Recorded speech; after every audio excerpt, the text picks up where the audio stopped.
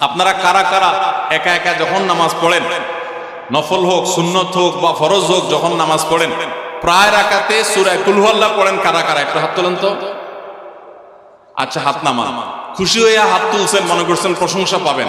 প্রশংসা না, বরং একটা বদনাম পাওয়ার ভয় আছে।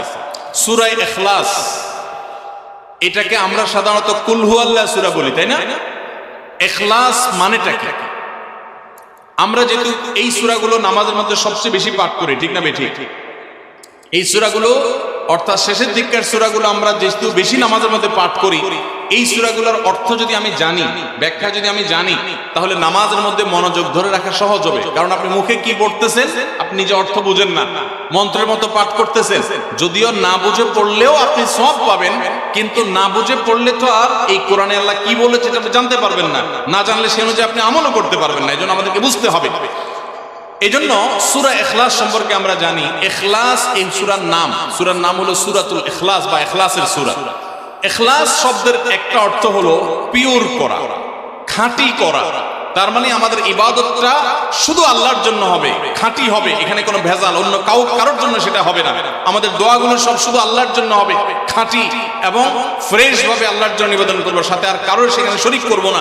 এই জন্য এই সূরার নাম ইখলাস, যে এই সূরার মধ্যে আল্লাহর ইবাদত, একত্ববাদ, তাওহীদ, এটাকে খাঁটি করবার নির্দেশ দেওয়া হয়েছে। আল্লাহর কোনো শরীক নেই, এই জন্য এটাকে সূরা ইখলাস বলা হয়েছে, খাঁটি করার সূরা, ঈমানকে বিশুদ্ধ করা, তাওহীদকে ঠিক করার সূরা। একইভাবে ইখলাসের আরো বিভিন্ন অর্থ এবং বিভিন্ন ব্যাখ্যা আছে, আমরা শুধু এইটুকু বলি। এরপর আসা যাক সূরা কুল হুয়াল্লাহ। কেন আল্লাহ তাআলা এই সূরাটা নাজিল করলেন? কোরআনে কারীমের বিভিন্ন সূরা, বিভিন্ন আয়াত নাজিলের প্রেক্ষাপট আছে, যেটাকে শানে নুজুল বলা হয়। কেন এই সূরা আল্লাহ তাআলা আমাদেরকে দিয়েছেন, এ সম্পর্কে প্রিয় নবী সাল্লাল্লাহু আলাইহি সাল্লামের এক সাহাবী, তার থেকে একটি হাদিস বর্ণিত আছে। সেই হাদিসের আলোকে আমরা জানি যে মক্কার মুশরিকরা, মক্কার কাফিররা, অবিশ্বাসীরা, তারা প্রিয় নবী সাল্লাল্লাহু আলাইহি সাল্লাম যখন তাওহীদের দাওয়াত দিলেন, আল্লাহর পথে আসার দাওয়াত দিলেন, তারা বলল, মুহাম্মদ, আমরা তো সবার বংশ পরিচয় জানি। সেই যুগে মানুষ উটের পর্যন্ত বংশ পরিচয় জানতো, শিখতো। তো নবী সাল্লাল্লাহু আলাইহি সাল্লামকে তারা জিজ্ঞাসা করেছে, মুহাম্মদ, তোমার যে আল্লাহর কথা বলো, ঈমান আনার জন্য বলো, তোমার আল্লাহর বংশ পরিচয়টা একটু আমাদেরকে জানাও। মক্কার মুশরিকদের এরকম হাস্যকর দাবি শোনার পর প্রিয় নবী সাল্লাল্লাহু আলাইহি সাল্লামের প্রতি আল্লাহ তাআলা এই সূরা নাজিল করে তাদের এই প্রশ্নটা যে অবান্তর, আল্লাহ তাআলার যে কোনো বংশ পরিচয় নাই, আল্লাহর যে কোনো জন্মদাতা নাই, তিনি যে কোনো জন্মদাতার মুখাপেক্ষী নন, সে বিষয়টাকে আল্লাহ তাআলা বিশদভাবে এই সূরাতে বিবৃত করেছেন, বর্ণনা দিয়েছেন।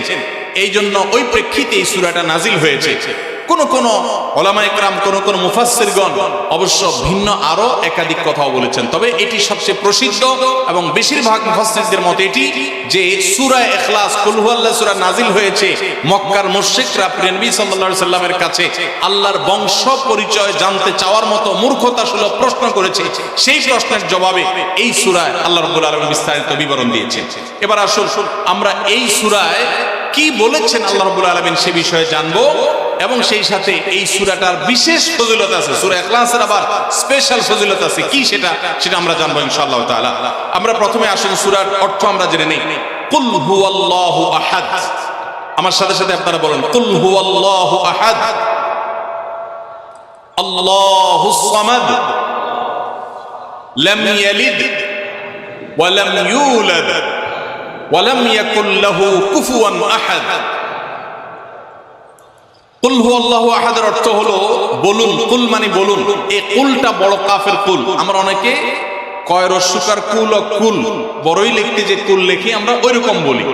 এই কাফটা ভেতর থেকে আসবে, কুল কুল কুল বললে তার অর্থ হবে বলো। আর যদি ছোট কাফের কুল অর্থাৎ বাংলা করসুকার কুল ও কুল লিখি যে আমরা ওরকম কুল যদি বলেন, আরবিতে তার অর্থ হলো খাও। একটা হলো বলো, আরেকটা হলো খাও। অর্থের মধ্যে বেশ কম আছে না নাই? অনেক বেশ কম। কোথায় খাওয়া আর কোথায় বলা। এই জন্য এই কফটাকে একটু শুদ্ধ করার চেষ্টা করতে হবে। কুল ভিতর থেকে কুল, কুল হুয়াল্লাহু আহাদ। এর অর্থ কি? কুল মানে বলুন। আল্লাহ তাআলা তার রাসূলকে বলছেন, হে রাসূল, আপনার ভেতরে যে বিশ্বাস আছে তাওহীদের প্রতি, সেই বিশ্বাসকে প্রকাশ করে বলুন, হুয়াল্লাহু, হুয়া মানে তিনি, আল্লাহ মানে তো আল্লাহ, বলুন যে তিনি আল্লাহ, আহাদ মানে একক, অদ্বিতীয়, তার কোনো শরিক নাই, তার কোনো অংশীদার নাই, তিনি একক।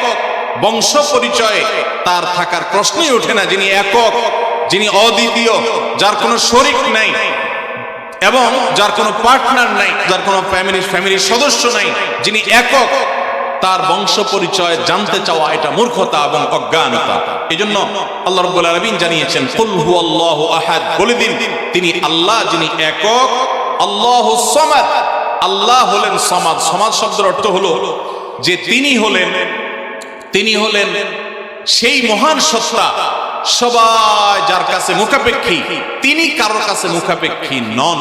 সমাদ মানে হলো যিনি অমুখাপেক্ষী, যিনি কারোর মুখাপেক্ষী না। পৃথিবীর সকল সৃষ্টি তার মুখাপেক্ষী, তিনি কারোর মুখাপেক্ষী না। যেহেতু তিনি কারোর মুখাপেক্ষী না, অতএব তার বাপেরও প্রয়োজন নাই, তার মায়েরও প্রয়োজন নাই, তার সন্তানের প্রয়োজন নাই, বন্ধুর প্রয়োজন নেই, তার কারোর কোনো প্রয়োজন নেই।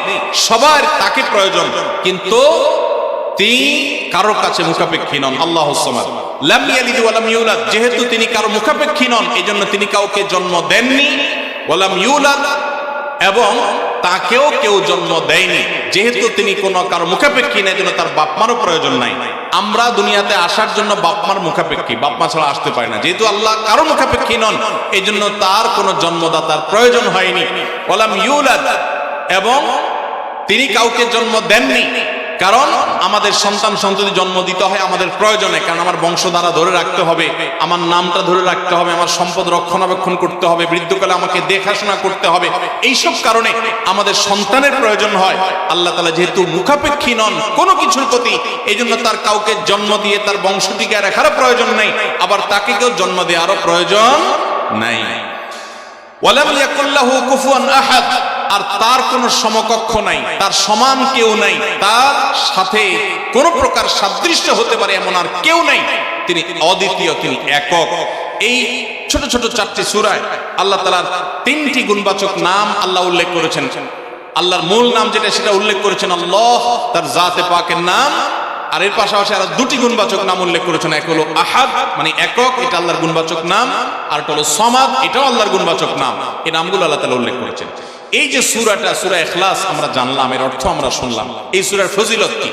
3টা ফজিলত আপনারা শুনেন। 1 নম্বর, নবী করিম সাল্লাল্লাহু আলাইহি সাল্লাম বলেছেন, এই সূরা ইখলাস এটা হলো কোরআনে কারীমের 3 ভাগের 1 ভাগ। বলেন সুবহানাল্লাহ। সূরা ইখলাস বা কুল হুয়াল্লাহ সূরাটা হলো কোরআনে কারীমের কয় ভাগের 1 ভাগ? 3 ভাগের 1 ভাগ। 3 ভাগের 1 ভাগের মানে কি? এই সম্পর্কে কোন তাফসীরবিদগণ বলেছেন, এর মানে হলো গোটা কোরআনে আল্লাহ তাআলা মৌলিকভাবে 3টা বিষয়ের আলোচনা করেছেন। কয়টা বিষয়? এই পুরো কোরআন জুড়ে আল্লাহ তাআলা আলোচনা করেছেন কয়টা বিষয়ে? 3টা বিষয়। নাম্বার 1 তাওহীদ, একত্ববাদ, ঈমান সম্পর্কে। নাম্বার 2 আখবার, বিভিন্ন জাতি গোষ্ঠীর ইতিহাস আল্লাহ এখানে আলোচনা করেছেন। নাম্বার 3 এই কোরআন আল্লাহ তাআলা আলোচনা করেছেন আহকাম বা বিধিবিধান। ঈমানটা মানুষের, বিশ্বাসটা মানুষের সবচেয়ে গুরুত্বপূর্ণ। বিশ্বাস মানুষকে পরিচালনা করে, জন্য কোরআনে এটার আলোচনা সবচেয়ে বেশি। এরপর ইতিহাসের আলোচনা মানুষের অনেক বেশি প্রয়োজন শিক্ষা গ্রহণ করবার জন্য পূর্বের ঘটনাবলী থেকে, সেজন্য সেগুলোও আছে। আর 3 নম্বর বিধিবিধান, মানুষ কিভাবে চললে কোন দিকে গেলে লাভ হবে, কোথায় গেলে ক্ষতি হবে, সে হালাল হারামের বিবরণ কোরআনে আছে। 3টা বিষয়ের আলোচনার মধ্যে একটা হলো তাওহীদ বা ঈমান। এই সূরা ইখলাস এমন একটা সূরা কোরআনের, এই একটা সূরাতে পুরা সূরার 4টা আয়াতের সবগুলো আয়াতে শুধু ঈমান সম্পর্কে, শুধু আল্লাহর জাত সম্পর্কে বলা আছে। বলেন সুবহানাল্লাহ। ভাইরা আমার, এই সূরা ইখলাস বা সূরা কুল হুয়াল্লাহ এটা কোরআনে কারীমের 3 ভাগের 1 ভাগ। এটার একটা ব্যাখ্যা। আরেকটা ব্যাখ্যা হলো, কোরআনে কারীম যদি কেউ পুরাটা পড়তে পারে, যে পরিমাণ সওয়াব সে লাভ করবে। শুধু কুল হুয়াল্লাহ সূরা যদি একবার পাঠ করে, কয়বার? একবার যদি পাঠ করে, কোরআনে কারীমের 3 ভাগের 1 ভাগ তেলাওয়াত করার সওয়াব আল্লাহ তাআলা ওই ব্যক্তিকে দান করেন। তাহলে যদি কেউ 3 বার পাঠ করে, তাহলে এখান থেকে বোঝা যায় যে আল্লাহ তাআলা তাকে পুরা কোরআন একবার তেলাওয়াতের সওয়াব দান করবেন। পুরা কোরআন কষ্ট করে তেলাওয়াত করলে সেটার যে মর্যাদা হবে সেটা অবশ্যই ভিন্নতর। কিন্তু 3 কুল সূরা ইখলাস এটাকে 3 বার পাঠ করলে আল্লাহ রাব্বুল আলামিন কোরআনে কারীমের পূর্ণাঙ্গ কোরআন তেলাওয়াতের সওয়াব পাবেন বলে অনেক উলামা ইকরাম, মুহাদ্দিসিন ইকরাম বলেছেন এই হাদিসের আলোকে। এটা হলো এর দ্বিতীয় ফজিলত। প্রথম ফজিলত। দ্বিতীয় ফজিলত হলো, আমাদের প্রিয় নবী সাল্লাল্লাহু আলাইহি ওয়াসাল্লামের সময় তিনি এক দলকে একটা অভিযানে পাঠিয়েছেন।